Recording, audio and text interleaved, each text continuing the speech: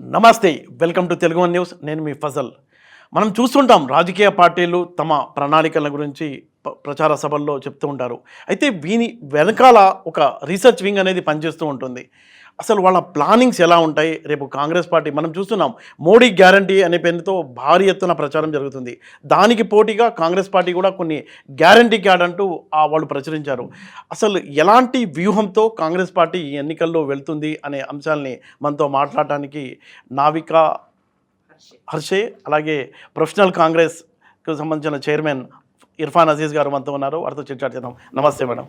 నమస్తే ఇర్ఫాన్ గారు. మేడం, మీరు ఎలాంటి వ్యూహం, అంటే చాలా ప్రతిష్టాత్మకమైన ఎన్నికలు ఇవి, మోడీ గత 10 ఏళ్లుగా పాలిస్తున్నారు, మోడీ గ్యారంటీ అంటూ ఆయన ముందుకు వచ్చిన నేపథ్యంలో కాంగ్రెస్ పార్టీకి మీరు ఎలాంటి ప్లానింగ్స్ ఇచ్చారు రీసెర్చ్ వింగ్లో ఉండి? ఫస్ట్ అయితే నేను మీకు అందరికీ గుర్తుంది, మీకు అందరికి తెలుసు, రాహుల్ గాంధీ గారు 2 యాత్రలు చేశారు. ఒకటేమో భారత్ జోడో యాత్ర, ఇంకొకటేమో భారత్ జోడో న్యాయ యాత్ర. ఆ యాత్రలో వాళ్ళు దేశమంతా తిరిగారు. అప్పుడు చాలామంది వచ్చి రాహుల్ గాంధీని కలిసి వాళ్ళకి ఏం కావాలో చెప్పారు. ఇంకా దాని తర్వాత కూడా మేము మేనిఫెస్టో తయారు చేస్తున్నప్పుడు మేము మా వెబ్సైట్ని, మా ఈమెయిల్స్ అన్నీ ఓపెన్ చేశాము. అయితే అందరు మాకు రాసి సలహాలు ఇచ్చారు. అయితే మేము ఈరోజు కాన్ఫిడెంట్గా మీతో ఏం చెప్తున్నామంటే మా మేనిఫెస్టోలో ఏముందో అది మన దేశ ప్రజలకు ఏం కావాలో అదే ఉంది. వాళ్ళు ఏం అడిగారో అదే మేము కూడా ఇస్తున్నాము.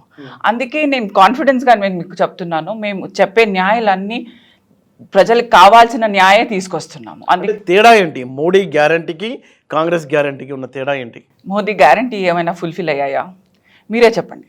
అంటే నేను 2 కోట్ల జాబ్లు తీసుకొస్తాను అన్నారు. బయట నుంచి బ్లాక్ మనీ అన్నీ మా అకౌంట్స్లో వస్తాయి. మా అకౌంట్స్లో అయితే రాలేదు, ఎవరి అకౌంట్స్లో కూడా రాలేదు. అయితే ఏం గ్యారంటీ గురించి మాట్లాడుతున్నారు? ఏం చేశారని? ఇంకా మీరు ఒకటి చెప్పండి, అసలు దాని డేటా మన దేశంలో దొరుకుతుందా? సెన్సెస్ కూడా అవ్వలేదు. సెన్సెస్ 2021లో అవ్వాల్సింది ఇప్పుడు దాకా అవ్వలేదు. ఆ నేషనల్ ఫ్యామిలీ హెల్త్ సర్వేలో ఏమంటున్నారు? మాల్ నరిష్మెంట్ పెరుగుతుందని. దాని గురించి కూడా ఏం చేయట్లేదు. ఏమైనా డేటా గురించి అడిగితే మా దగ్గర డేటా లేదు అంటుంటారు. పార్లమెంట్లోనే అన్నారు కదా, కోవిడ్ గురించి మేము డేటా అడిగితే మా దగ్గర డేటా లేదు అనేసారు. అయితే ఏం చేశారు వీళ్ళు? మనకి ఏమీ తెలియదు, అసలు ఏం చేశారోనే తెలియదు మాకు. అంటే ఇప్పుడు దరిద్ర రేఖకు దిగువన 80 కోట్ల మంది ఉన్నారు, వాళ్ళందరికీ ఆహారం ఇస్తున్నా అంటున్నారు. దాన్ని మీరు ఎలా ఓట్ చేసుకోబోతున్నారు? అదే ఒకవైపు అయితే ఏమంటున్నారంటే నీతి ఆయోగ్ డేటా చూస్తే వాళ్ళు 5% మన దరిద్ర రేఖ కింద ఉన్నారు అంటున్నారు. ఒకవైపు అది అంటున్నారు. కానీ గ్యారంటీస్లో చూస్తే 80 crore పీపుల్కి మనం ఫ్రీగా రేషన్స్ ఇస్తాము అంటున్నారు. అయితే 80 crores ఇస్ నాట్ 5%. అంత మ్యాథ్స్ అందరం చేయగలుగుతాము. అందుకే మేమేమంటున్నామంటే, మేము తెచ్చిన చట్టం అది రైట్ టు ఫుడ్, దాన్ని మీరు వాడుకుంటున్నారు. మీరు చేయండి, మీరు ఏం చేయాలో మీరు చేస్తున్నారని, కానీ ఏం చేయట్లేదు. మేము సర్కార్లో వస్తే మా గవర్నమెంట్ ఫామ్ చేసుకుంటే మేము ప్రతి మహిళకి, అంటే below poverty line poor house హోల్డ్స్లో ప్రతి మహిళకి సంవత్సరానికి 1 లక్ష రూపాయలు ఇస్తాము. ఇది మా గ్యారంటీ. దాని తర్వాత మేము ఇది కూడా చూస్తున్నామంటే యువలకు అన్ఎంప్లాయ్మెంట్ చాలా ఎక్కువ అయిపోయింది ఇప్పుడు, ఎస్పెషలీ యువతులకు. వాళ్ళ కోసం మేము ఎంప్లాయ్మెంట్ గ్యారంటీ యాక్ట్ తీసుకొస్తున్నాం. దాంట్లో ఏంటంటే మీరు మమ్మల్ని రైట్తో ఏమవుతుందంటే, మీరు మమ్మల్ని అడిగితే మేము అది ఇస్తాము. So if you ask for a job, ఆ జాబ్ మేము ఇస్తాము. అది గ్యారంటీ మేము తీసుకొస్తున్నాం, ఎంప్లాయ్మెంట్ గ్యారంటీ యాక్ట్. దానివల్ల అప్రెంటిస్షిప్ యాక్ట్. అప్రెంటిస్షిప్తో ఏం చేస్తున్నామంటే, మేము అందరికీ between the age of 18 to 25 అన్ని గ్రాడ్యుయేట్స్, డిప్లొమా హోల్డర్స్కి మేము జాబ్ ఇస్తాము. మేము across the country A firms ఉన్నాయో వాళ్ళు 1 సంవత్సరానికి కోసం మేము అప్రెంటిస్షిప్ ఇస్తాము. ఇంకా ఆ ఫర్మ్స్కి కూడా మేము కాస్ట్ షేరింగ్లో చేస్తాము. అయితే ఫుల్ కాస్ట్ వాళ్ళు బేర్ చేసుకోరు, హాఫ్ కాస్ట్ మేము చేస్తాము, హాఫ్ వాళ్ళు చేస్తారు. ఇప్పుడు మేము చూస్తే ఎలా ఉంటుందంటే, కొత్తగా మీరు కూడా చూస్తారు కదా, కొత్త ఎంప్లాయీ స్టూడెంట్స్ కాలేజ్ నుంచి వస్తారు. వాళ్ళు బాగానే చదువుకుంటారు, మంచి మంచి కాలేజెస్ నుంచి వస్తారు, కానీ జాబ్లో ఏం కావాలో ఆ ట్రైనింగ్ ఉండదు. ఈ అప్రెంటిస్షిప్ గ్యారంటీ యాక్ట్ వల్ల వాళ్ళకి ఆ ట్రైనింగ్ మేము ఇస్తాము. వాళ్ళు ఆ ట్రైనింగ్ చేయగలుగుతారు. అయితే మేము ఫ్రీగా వాళ్ళకి ఆ 1 yearలో ఆ ట్రైనింగ్ ఇస్తున్నాం, మేము డబ్బులు కూడా ఇస్తున్నాం వాళ్ళకి. So we will have a workforce which is market ready and ready for the world. యూత్లో ఏముందంటే, మన దేశం, మన ఆస్తి ఏంటి? మన దేశ ఆస్తి యూతే. ఇప్పుడు 2030 దాకా మనకి ఆ డివిడెండ్, డెమోగ్రాఫిక్ డివిడెండ్ అంటున్నాం కదా, ఆ అడ్వాంటేజ్ మాకుంది. ఇప్పుడు మనం ఆ డివిడెండ్ని సరిగ్గా వాడుకోకపోతే అది పోతుంది, ఆ లాభాలన్నీ పోతాయి మాకు. అందుకే యూత్ని సరిగ్గా ఎంగేజ్ చేసి సరిగ్గా ట్రైన్ చేయడం అది మాకు చాలా ఇంపార్టెంట్. అందుకే youth is a very important component of our manifesto. అంటే ఈసారి కాంగ్రెస్ పార్టీ యూత్ మీదే దృష్టి పెట్టింది అనుకో. చాలా ఫోకస్ చేస్తుంది. మీరు యూత్లో అన్ఎంప్లాయ్మెంట్ పర్సంటేజ్ చూస్తే కూడా 40% అన్ఎంప్లాయిడ్ అంటున్నారు. అది కూడా ఎడ్యుకేటెడ్ యూత్. ఓకే. అయితే ఇంత చదువుకున్నాక జాబ్ దొరకకపోతే అసలు వాళ్ళు ఏం చేస్తారు? అంటే ఇప్పుడు ఫస్ట్ ఫేజ్ 102 సీట్ల మీద వచ్చింది, మీ మేనిఫెస్టో విడుదల చేశారు, ఈ ఒక ఎలక్షన్ పోలింగ్ అయిపోయింది. ఎలా అనిపించిందండి మీకు రెస్పాన్స్? మోడీ గ్యారంటీ వైపుకు మొగ్గారా, లేకపోతే కాంగ్రెస్ గ్యారంటీ వైపుకు ఓటర్లు మొగ్గారా? నేను దానికి సమాధానం ఇస్తాను. ఎందుకంటే 102 సీట్స్ ఫర్ ఎలక్షన్ అయిన ఫస్ట్ ఫేజ్. మా ఇన్ఫర్మేషన్ ప్రకారం, మా ఇంటర్నల్ సోర్సెస్ ప్రకారం మేము చాలా ఎక్కువ ఉన్నాం. మాకు సీట్లు ఎక్కువ వస్తాయి, ఇండియా అలయన్స్కి ఎక్కువ వస్తాయి. 70% కన్నా సీట్స్ ఎక్కువ వస్తాయి. వాళ్ళ ఇంటర్నల్ సోర్సెస్ మాకు చెప్పేదంటే వాళ్ళు 40% కూడా క్రాస్ చేయరని మాకు ఇన్ఫర్మేషన్ ఉన్నది. వాళ్ళ ప్రకారం, వాళ్ళ డేటా, వాళ్ళ ఒఫిషియల్ స్పోక్స్మెన్ ప్రకారం. అంటే ఎన్డీఏ చెప్తుందా 40 సీట్లు దాటవు? ఎన్డీఏ చెప్తారు. మాకు అంత భరోసా బికాస్ ఆఫ్ మాకు ఈ మేనిఫెస్టో మేము రిలీజ్ చేసిన మేము అదే జనాల లోపల వెళ్ళిపోతుంది మొత్తం. వాళ్ళ జనాలకి ఇది పీపుల్స్ మేనిఫెస్టో అంటారు. దాని గురించి మాకు అంత లోపల వెళ్ళిపోయిన తర్వాత ఇది మాకు పాజిటివ్ సైన్స్ వస్తాను ప్రతి స్టేట్స్. అంటే ఇప్పుడు బీజేపీ మేనిఫెస్టో ఉంది, కాంగ్రెస్ మేనిఫెస్టో ఉంది. బీజేపీ అయితే ఎక్కడ సంక్షేమం సంబంధించి ఉచితాలు ఏం ఇవ్వలేదు. ఈ కాంగ్రెస్ ఇద్దరికి మధ్య ఉన్న తేడా ఏంటి? ఎందుకు మీ వైపు ఓటర్ ఆకర్షితుడు అవుతాడు అనుకోవచ్చు? ఎందుకంటే పీపుల్స్ జనాల దగ్గర నుంచి మొత్తం ఇన్ఫర్మేషన్ తీసుకొని మేము చేస్తున్నాం కదండి. అంటే యువతకు, స్పోర్ట్స్కి, ఉమెన్స్కి, మహిళలకు ఉన్నది, ఇంకా మన కాస్ట్ సెన్సెస్ ఉన్నది, భాగీదారి అందరికీ, అందరూ ఒకటే 50% క్యాప్ తీసేసి మొత్తం నార్మల్ చేస్తాం. రాహుల్ గాంధీ గారు చెప్పారు ఆ క్యాప్ మొత్తం తీసుకున్నాం. అందరికి ఒకే భాగీదారి, ఒకటే దాని మీద అందరికి సమానంగా చూడాలని. సో మీరు ఇద్దరు రీసెర్చ్ వింగ్లో ఉన్నారు కాబట్టి ఒక్కటి చెప్పండి, ఇప్పుడు జరుగుతున్న లోక్సభ ఎన్నికలు సెంట్రల్ పాయింట్ ఏముందండి? దీన్ని చూసి ఓటేస్తారు. Inflation, unemployment. ఓకే. మీరు అన్ని చోట్ల చూడండి. అదే నేను చెప్పాను కదా, చాలామంది మాకు రాశారు, చాలామంది సలహాలు ఇచ్చారు. అందరు ఇదే, ఈ 2 పాయింట్లు అయితే అందరు మాట్లాడదు, దీని గురించి మాట్లాడారు. అందరు ఇదే చెప్పారు. మొన్న మేము అంటే బియ్యం ఈ కాస్ట్కి కొన్నాము, ఇప్పుడేమో దాని విలువ ఇంత పెరిగింది. ఇంకొకటేమో మా అబ్బాయికి జాబ్ లేదండి, మా అమ్మాయికి జాబ్ లేదు, ఇంజనీరింగ్ చేసి ఇంట్లో కూర్చున్నారు, మెడిసిన్ చదివేసి ఇంట్లో కూర్చున్నారు, మేము ఏం చేయాలో మాకు అర్థం కావట్లేదు, ఈ పిల్లలకి ఏం చేయాలో కుదరట్లేదు అని. అయితే ఇది ఈ 2 పాయింట్స్ మీద చాలా డిస్ట్రెస్ ఉంది. ఓకే. ఇంకా ఈ 2 పాయింట్స్ అస్సలు మా మోదీ గవర్నమెంట్ అడ్రస్ చేయట్లేదు. మీరు చూస్తే ఏమైనా అడిగితే కాదు, ఓ ఇది అది ఏదేదో అనేస్తున్నారు, కానీ ఏం చేస్తున్నారో దాని గురించి ఏం అనట్లేదు వాళ్ళు. మీరు ఎన్ఎస్ఎస్ఓ డేటాలో కూడా చూస్తే ఇప్పుడు ఒక కొత్త కేటగిరీ క్రియేట్ చేశారు వాళ్ళు, హెల్పర్ అని. హెల్పర్ అంటే ఏంటి? ఫామ్లో హెల్ప్ చేసేవారు, ఇంట్లో హెల్ప్ చేసేవారు, వాళ్ళకి డబ్బులు ఇవ్వము, కానీ హెల్పర్. ఆ హెల్పర్ని వీళ్ళు ఎంప్లాయ్మెంట్ డేటాలో యాడ్ చేసేసారు. అయితే వాళ్ళకి డబ్బులు ఇవ్వట్లేదు, కానీ ఎంప్లాయిడ్గా చూపిస్తున్నారు. మీరు ఎంప్లాయ్మెంట్ డేటా చూస్తే సడన్గా మధ్యలో చాలా తగ్గింది కదా, ఇప్పుడు సడన్గా ఇంక్రీజ్ అయిపోయింది. ఎందుకు? ఈ హెల్పర్ కేటగిరీ వల్ల. ఈ హెల్పర్ వాళ్ళకు డబ్బులు ఇవ్వరు, కానీ అంటే ఇంట్లో పని చేస్తాము అంటే, ఇంట్లో ఆడవాళ్ళు అందరూ ఇంట్లో పని చేస్తారు కదా, కేర్ గివింగ్, ఫామ్లో కూడా ఏదో పనులు ఉంటాయి, కానీ దానికి మేము డబ్బులు ఇవ్వము అని దానికి ఎంప్లాయ్మెంట్లో కూడా కౌంట్ చేయలేము, కానీ వీళ్ళు కౌంట్ చేస్తున్నారు. ఇలాంటి చాలా జుమ్లాలు అంటున్నాం కదా, ఇలాంటివి చాలా చేస్తూ ఉంటారు. అయితే కానీ నిజంగా మనం ఏమి చూడట్లేదు కదా. ఈ distress is very clear in every place. So madam, ఇప్పుడు ఎలక్షన్ జరుగుతుంది, యుద్ధమే జరుగుతుంది. అంటే ఈ యుద్ధంలో ఇప్పుడు మీ నాయకుడు రాహుల్ గాంధీ, యూపీ చూసుకున్నట్లయితే యూపీలో ఏ పార్టీ గెలిస్తే వాళ్ళు అధికారంలోకి వస్తారనేది ఓపెన్గా అందరూ అనుకుంటారు. అలాంటి యూపీకి గుజరాత్ వదిలేసి మోడీ వచ్చి, అంటే యుద్ధ భూమిలోకి వచ్చి ఆయన నిలబడి పోరాడుతున్నాడు. మీ నాయకుడు యూపీని, నార్త్ ఇండియాని వదిలేసి మొత్తం కాంగ్రెస్ పార్టీకి బలంగానే ఉంది సౌత్ ఇండియా చూసుకున్నట్లయితే. అక్కడ వెళ్ళి కేరళలో ఎవరైనా, ఇప్పుడు మీరు నేను వెళ్ళినా అంత సపోర్ట్ ఉంటుంది గెలవడానికి. అలాంటి ఈజీ సీట్ ఎన్నుకోవడానికి కారణం ఏంటి? అంటే యుద్ధ భూమి వెళ్ళి పారిపోయారనుకోవచ్చా, లేకపోతే మోడీలాగా అలాంటి డేర్ ఎందుకు చేయలేకపోయారు రాహుల్ గాంధీ? డేర్ చేస్తున్నారు కదండి. దేశం అంతా నడిచారు, అది కూడా ఒక డేరే. ఇంకా ఈ 10 సంవత్సరాల్లో ఒక్క నాయకుడు కాన్స్టెంట్గా మోదీతో అంటే he's fighting with him constantly. ఎంత ఫుల్ ఆపోజిషన్ చూసినా ఆయన ఒక్కడే ఉన్నారు కదా. ఆయనని పార్లమెంట్ని తీసేశారు, ఇంటి నుంచి తీసేశారు, ఆయన నించున్నారు. కానీ ఇప్పుడు వాయనాడ్ వాళ్ళు దే సపోర్టెడ్ రాహుల్ గాంధీ.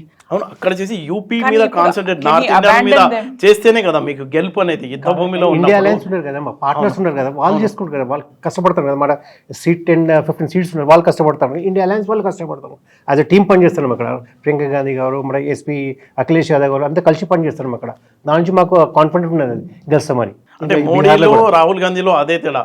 గుజరాత్ వదిలేసి నార్త్ ఇండియా అక్కడ వచ్చి అతను టోటల్గా అంటే యూపీలో అక్కడ గెలవాలి అని పోటీ చేస్తున్నారు. కానీ అమేధి వదిలేసి రాహుల్ గాంధీ సౌత్ ఇండియాకి వచ్చేసి సౌత్ కి వచ్చి కంటెస్ట్ చేస్తారా అంటే అక్కడ గెలుపు అనేది అక్కడే కదా గెలుపు డిసైడ్ చేసేది. మొత్తం కార్యకర్తల్లో చైతన్యం పెంచాలంటే వెళ్ళి అక్కడ రాహుల్ గాంధీ సౌత్లో వచ్చి కంటెస్ట్ చేయాలి.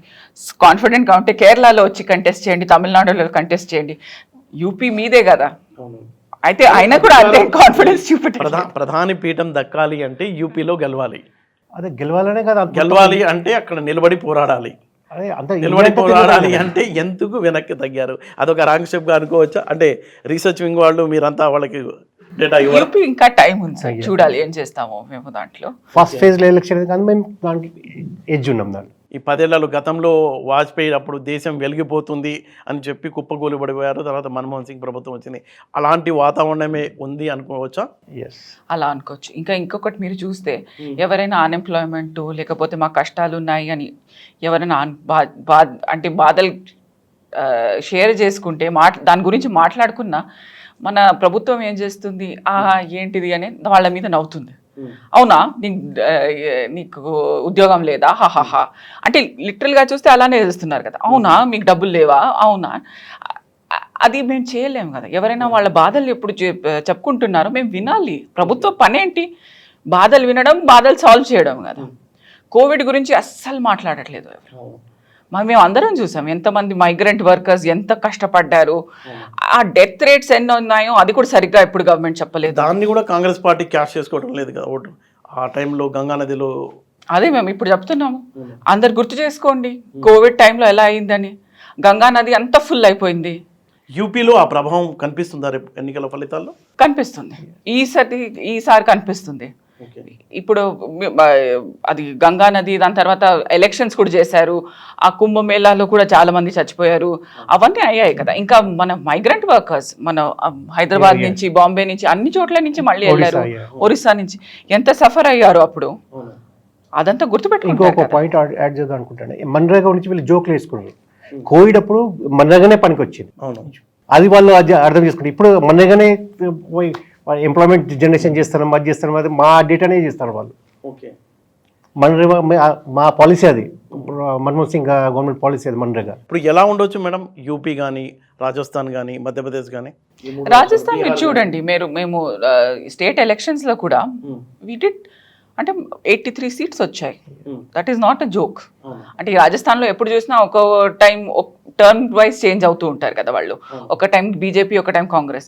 కానీ ఈ time we did quite well. And polling percentage has increase for Congress. అది ఎవరికి లాభం అండి? కాంగ్రెస్ మధ్యప్రదేశ్లో కూడా మేము చూసాము. ఈ సైడ్ మధ్యప్రదేశ్, ఛత్తీస్గఢ్ వాళ్ళు every cadres are working very hard ఈ time. So things will not be as simple. అంటే టోటల్గా చూస్తే ఎన్ని సీట్లు వచ్చే అవకాశం ఉంది అనుకుంటున్నారు మీరు? మా సీనియర్స్ పార్టీలో అంటారు కదా, వీఆర్ నాట్ అస్ట్రాలజర్స్. అస్ట్రాలజీ మాకు రాదండి. అది యుద్ధ భూమిలో పోరాడమే. అవునండి. మేము కాన్ఫిడెంట్ ఉన్నాం, మేము మా ఇండియా అలయన్స్ వస్తుందని. ఇప్పుడు బీజేపీ అంత గట్టిగా చెప్తుంది అప్కి బార్ 400 పార్. కానీ మా సీఎం కూడా అన్నారు కదా 400 పార్ అంటే పాకిస్తాన్ లో వెళ్ళి కంటెస్ట్ చేయాలి. అసలు లేవు. 400 సీట్స్ ఎక్కడున్నాయండి? మీరే కౌంట్ చేసి చూస్తే ఎలా వస్తాయి అవి? అది వాళ్ళ కార్డర్ కోసం ఏదో చెప్తూ ఉన్నారు, కానీ అసలు అవ్వదు. 400 అయితే వాళ్ళు క్రాస్ చేయరు. రాహుల్ గాంధీ గారు కూడా చెప్పారు కదా 150 క్రాస్ చేయలేరు వాళ్ళని. That is reality. యూత్లో అంతా డిస్ట్రెస్ ఉంది, ఫార్మర్స్ డిస్ట్రెస్ ఉన్నది. ఎంఎస్సీ ఇస్తామని మేనిఫెస్టో రాసినాం, అది జస్ట్ చేసి తీరుతుంది. రేపు ఇండియా గవర్నమెంట్ వస్తుందన్న కాన్ఫిడెన్స్ ఉందా? మీ నేతలకు? ఇప్పుడు చూడండి, మేము అంటే ఆ భారత్ జోడో యాత్రలో ఎంతమంది వచ్చారు, అన్ని చోట్ల వచ్చారు మమ్మల్ని కలవడానికి. ఇప్పుడు మీ బీజేపీ అంటున్నారు మాకు అసలు మేము వస్తున్నాం, కానీ మా బ్యాంక్ అకౌంట్స్ అన్ని ఫ్రీజ్ చేసేసారు కదా. మీరు అంత కాన్ఫిడెంట్గా ఉంటే మమ్మల్ని కూడా సరిగ్గా పోరాటనివ్వండి. మీరు మా డబ్బులన్నీ దాచిపెట్టేస్తున్నారు, మా లీడర్ని తీసేసుకుంటున్నారు, ఇది చేస్తున్నారు, అది చేస్తున్నారు. అయితే మీ కాన్ఫిడెన్స్ ఎవరిది తక్కువ, మీదా మాదా? మేమేమైనా అలాంటివి చేస్తున్నామా? మీ కాడర్లు ఏమైనా అటాక్ చేస్తున్నామా? లేదు. మీ గురించి ఏమైనా అంటున్నామా? ఏమనట్లేదు. మేమేమన్నా అంటున్నామంటే మీ ప్రభుత్వం ఏముందో, మీ సర్కార్ ఏముందో అసలు ఏమీ పని చేయలేదు. మేము చెప్పిన గ్యారంటీస్, చెప్పిన ప్రామిసెస్ UPA 1, UPA 2 రెండు గవర్నమెంట్స్లో మేము అన్ని ఫుల్ఫిల్ చేశాము. మీరేం చేశారో అది చెప్పండి మాకు. అది కూడా చెప్పట్లేదు. కేజ్రీవాల్ అరెస్ట్ ప్రభావం ఏమైనా ఉంటుందా? సిట్టింగ్ చీఫ్ మినిస్టర్ని మీరు అలా అరెస్ట్ చేసేస్తారా? అరెస్ట్ చేశారు, దాని తర్వాత ఆయన ఏం తింటున్నారు, ఈ రోజు మ్యాంగో తిన్నారా, చాక్లెట్ తిన్నారా, అలాంటివా? Is a sitting chief minister, ఏమైనా రెస్పెక్ట్ ఉండాలి కదా. అది లేదు. BJP graph and electoral bond తరఫు నుంచి చాలా పడిపోయింది. ఎందుకు స్కామ్ అంటారు కదా, సుప్రీం కోర్టు కూడా చెప్తాను. మేము చెప్తలేము కదా, అంత రికార్డు ఉన్నది అంతా. Supreme court has called electoral bonds unconstitutional. కానీ మన ప్రైమ్ మినిస్టర్ ఏమంటున్నారు? ఆ ఇంటర్వ్యూ మీరు అందరు విన్నారు. అంటే మధ్యతరగతి ఓటర్లపై తీవ్ర ప్రభావం చూపిస్తుంది అనుకోవచ్చు ఎలక్ట్రల్ బాండ్ అనేవి. అంటే ఎక్కువ బీజేపీ వైపు ఉన్నారు కాబట్టి వాళ్ళంతా ఆలోచిస్తున్నారు అనుకోవచ్చు. ఇప్పుడు రాష్ట్రం తెలంగాణ గురించి మనం మాట్లాడుకుంటే తెలంగాణలో మీ పార్టీకి ఎలాంటి మాకు 14 సీట్స్ దాకా వస్తుందండి. మేము గ్రౌండ్ కూడా పనిచేస్తున్నాం. అసెంబ్లీ ఎలక్షన్ కూడా నేను ఇన్ఛార్జ్ ఉండే వారం. మాకు కొద్దిగా గ్రాస్ రూట్ లెవెల్ పల్స్ తెలుసు మొత్తం ఇలా ఉండేది. మొత్తం జనాలు ఎటు పోతారు అని ఎడ్దుకుపోతారు. ఇప్పుడు బీఆర్ఎస్ ఏం లేదు. ఇప్పుడు బీజేపీ కూడా మొత్తం గ్రాఫ్ పడిపోయింది. మేము కష్టపడి మేము చేస్తాం. బీఆర్ఎస్ ఒక్క సీట్ కూడా గెలిచే ఛాన్స్ లేదా? ఛాన్స్ లేదండి, మాకు కనిపిస్తలేదు. బీజేపీ కూడా ఎక్కువ అంత ప్రభావం ఉండదు ఈ ఎలక్షన్లో. ఎందుకంటే మా సీఎం గారు, మా ప్రతి మినిస్టర్లు కష్టపడి, ఎమ్మెల్యేలు అంత కష్టపడి పనిచేస్తారు. అంత 14 సీట్స్ అయితే పక్కా. అంటే మీరు 14 సీట్స్ వస్తాయంటే బీజేపీకి కేవలం 2 సీట్లే వస్తాయని దానికన్నా తక్కువ కూడా కావచ్చు. బీజేపీకి దానికన్నా తక్కువ కూడా కావచ్చు. అంటే ఎక్కడ గెలవచ్చు అనే ఫీల్ అవుతున్నారు మీరు? బీజేపీ ఎక్కడ గెలిచే అవకాశం ఉంది? సికింద్రాబాద్ కొంచెం అంటారు, కొంచెం మహబూబ్నగర్ అంటారు, కానీ ఐ డౌట్. అది కూడా ఒక కాంగ్రెస్ విజయం ఉంటుంది అక్కడ కూడా. సికింద్రాబాద్ కూడా ఐ డౌట్. అంత ఖచ్చితంగా అంత గ్రాస్ ఇన్ఫర్మేషన్ ప్రకారం చెప్తాను నేను. కరీంనగర్ బంపర్ మెజార్టీతో గెలుస్తారు అనుకుంటున్నారు కదా? అనుకుంటారు, కానీ వాళ్ళు అంత ఊహం కదా వాళ్ళది. కానీ గ్రౌండ్ లెవెల్ మొత్తం డిఫరెంట్ ఉంది మన స్కినారియో. 4 సిట్టింగ్ స్థానాలు పోవడానికి రీజన్ ఏమై ఉంటుంది? బీజేపీ ఇప్పుడు వాళ్ళకు రామ్ మందిర్ కట్టారు, మోడీ హవా నడుస్తుంది అంటున్నారు. ఇంకా పెరగాల్సింది పోయి తగ్గుతాయని మీ కాన్ఫిడెన్స్ ఏంటి? కాంగ్రెస్ పార్టీ జనాలకు తిండి కావాలి కదండి, జాబ్స్ కావాలి జనాలకు, యువతకి జాబ్స్ కావాలి. మేము ఇక స్టార్ట్అప్ ఫండ్స్ కూడా చేస్తాం. యంగ్ ఆంటర్ప్రినర్స్కి startup fund 5,000 crores startup funds చేస్తున్నాం మేము. వాళ్ళకు అది కూడా యువతకు అది కదండి, ఎంపవర్మెంట్ గురించి. జనాలకు అది కావాలి కదా, తిండి గురించి తిండి కావాలి, ఫార్మర్స్కి MSP కావాలి. వాళ్ళకి ఏం దొరకలేదు. మేము తెలంగాణ ప్రోగ్రామ్ మాట ఇచ్చినాం, మేనిఫెస్టోలో మేము తీసినాం. అది కూడా 100% అది మా ఇంప్లిమెంట్ చేసినాం మేము. మాకు అంత కాన్ఫిడెంట్ మేము 14 సీట్స్ ఇట్లానే చేస్తామని. కానీ 6 గ్యారంటీలు 100 రోజుల్లో ఇంప్లిమెంట్ చేస్తామన్నారు, కానీ కంప్లీట్ కాలేదు కదా. జనాలు అంటారు కదా, ఎలక్షన్ కోడ్ కదండి ఇప్పుడు, మోడల్ కోడ్ ఉంటే దానికి ఏం చేయలేము కదా. దానికి ఎట్లా మోడల్ కోడ్లో మనం ఏం చేయలేము. ఎంతవరకు మాట ఇచ్చినా అది చేసినాం, తీసినాం వాడి. అయితే ఈ తెలంగాణ కాంగ్రెస్లో అయితే ఒకటైతే స్పష్టంగా కనిపిస్తుంది, ఆ గ్రూప్ తగాదాలు అయితే ఇప్పుడేమో ఎక్కడ కనిపించడంలా, అంత సమస్యగా పనిచేస్తున్నారు, టీం పనిచేస్తున్నాం. ఎందుకంటే మాకు 14 సీట్స్ గెలవాలి, మేము రాహుల్ గాంధీ గారికి ప్రైమ్ మినిస్టర్ చేయాలని మాకు అదే ఉద్దేశం. ప్రతి కార్యకర్తకి, ప్రతి మినిస్టర్కి, ప్రతి మా సీఎం గారికి, అందరికీ అదే ఉండే ఉద్దేశం, PM రాహుల్ గాంధీకి చేయాలని. అంటే ఈ ఎన్నికల్లో మణిపూర్ అంశం, అలాగే కేజ్రీవాల్ అరెస్ట్ అంశం, ఇవి కీలక పాత్ర పోషిస్తాయి అనుకోవచ్చండి. అవునండి, మీరు చూడండి, మేము మహిళ కోసం నారీ శక్తి ఇది అది అంటుంటారు మా ప్రైమ్ మినిస్టర్. మణిపూర్లో ఒక్కసారైనా వెళ్ళారా? 1 సంవత్సరం నుంచి అది నడుస్తుంది కదా. మేమందరం చూసాం ఎలాంటి వీడియోస్ వచ్చాయో. వాళ్ళందరూ మన దేశ నారీలు కాదా? మన దేశ మహిళలే కదా. అక్కడ వార్లో చనిపోయిన వ్యక్తి భార్య కూడా అనుకుంటామే. అంటే ఎంత దేశభక్తి, ఎంత త్యాగం చేశారు దేశానికోసం. కానీ ఆమె కష్టం అయినప్పుడు ఒక్కసారి కూడా వెళ్ళలేదు వాళ్ళు. ఓన్లీ రాహుల్ గాంధీ ఒకరే వెళ్ళారు కదా. ఇంకా మనం భారత్ జోడో న్యాయయాత్ర కూడా మణిపూర్ నుంచి స్టార్ట్ చేశాం. మా ఒలింపిక్ రెస్లర్స్ని చూసుకోండి, ఎప్పుడైనా మనకు ఏమైనా మెడల్ వస్తే ఫస్ట్ కాల్ ఎవరు చేస్తారు? మన ప్రైమ్ మినిస్టర్. ఒక పెద్ద దీనిపైన అంటే స్పీకర్ ఫోన్ మీద పెట్టేసి అందరు కంగ్రాచులేషన్స్ అని చెప్తూ ఉంటారు. కానీ వాళ్ళకి ఎప్పుడు నిజంగా సహాయం కావాల్సిందో అస్సలు ఒక్కసారి కూడా మాట్లాడలేదు. ఆ కొత్త పార్లమెంట్ బిల్డింగ్ ఇనాగ్రేషన్ టైంలో వీళ్ళని పోలీస్ పట్టుకెళ్ళింది. అంటే ఈ మహిళలు మా దేశం కోసం ఎంత త్యాగం ఎంత చేశారంటే ఒలింపిక్ స్టార్స్ వీళ్ళ వల్ల మా దేశం అంటే మా పేరు పెరిగింది, ఆర్ నేమ్ షైన్. కానీ వాళ్లకు సహాయం కావాల్సినప్పుడు మా గురించి అసలు వాళ్ళ గురించి ఆలోచించలేదు. అయితే ఏం నారీ శక్తి అండి. బ్రిజ్ భూషణ్ ఆయన వెనకాల ఎందుకు ఉన్నారు? ఆయన ఎవరు? ఈ అమ్మాయిలు ఎంత మంచి పని చేశారు? అసలు ఏంటిది? వాట్ ఈస్ నారీ శక్తి? ఇలా మీరు సహాయం కావాల్సినప్పుడు మీరు మర్చిపోతే నారీ శక్తి ఎక్కడి నుంచి ఉంది? అదే ఇండియాలో ఉన్న మహిళలు పై ప్రభావం ఉంటుంది అనుకోవచ్చు. అదే రైతులు ఢిల్లీలో చేసిన ధర్నా ప్రభావం కూడా మొత్తం దేశం మీద ప్రభావం చూపవచ్చు. అవునండి, ఇప్పుడు చూసారు హర్యానాలో అంత మొత్తం వాళ్ళు యూపీలో హర్యానాలో మొత్తం బైకౌట్ చేస్తారు వాళ్ళు, పంజాబ్ హర్యానా. ఇప్పుడు కూడా మీరు చూసారు కదా, వాళ్ళు ఢిల్లీకి వస్తున్నప్పుడు మన రైతుల మీద వాళ్ళు పెల్లెట్ గన్స్ వాడారు. ఇంకా దాని తర్వాత టియర్ గ్యాస్, డ్రోన్స్ తో పాటు అది ఇంకా చాలా యూట్యూబ్ ఛానల్స్ లో అంతా చూపించారు కదా. వాళ్ళు ఎలా అంటే వీళ్ళందరూ మన కృషిలు, మన రైతులు, వాళ్ళ మీదే మీరు ఇలా టియర్ గ్యాస్, డ్రోన్స్ అని పడేస్తే, పెల్లెట్ గన్లు పాడితే ఎలా? అంటే మన దేశంలో మనం ఏమి చెప్పలేమా? అంటే రైట్ టు ప్రొటెస్టే లేదా మాకు ఈ డెమోక్రసీలో? అయితే ప్రొటెస్ట్ చేయకపోతే డెమోక్రసీ ఎలా ఉంటుందండి? ఇప్పుడు మోడీ గారు రామ మందిరం నిర్మించారండి, అలాగే పార్లమెంట్ కొత్త భవనం నిర్మించారు, కాబట్టి గెలుస్తారని కొంత ఫీలింగ్ ఉంది పబ్లిక్లో. కొత్త పార్లమెంట్ అవసరం ఉందా అంటే అదే మేము కాంగ్రెస్ పార్టీ వాళ్ళు మేము అదే అంటున్నాం కదా అప్పటి నుంచి. కోవిడ్ టైంలో దేశానికి డబ్బులు, we needed money, they was a health crisis. కానీ మీరు అదంతా వదిలేసి కొత్త పార్లమెంట్ కట్టారు. కొత్త పార్లమెంట్ ఎవరి కోసం? ఎంపీల కోసం. కామన్ పర్సన్కి ఏమి ఇచ్చారు మీరు? కోవిడ్లో death rates was so high, people were suffering, ఇంకా మీరు ఒక కొత్త బిల్డింగ్ కట్టేసుకున్నారు మీకోసం. Was that required at that point? మీరు ఏదో చెప్పబోతున్నారు. నేను మా ఎగ్జాంపుల్ తెలంగాణ సచివాలయం గురించి మాట్లాడదాం అనుకుంటున్నా.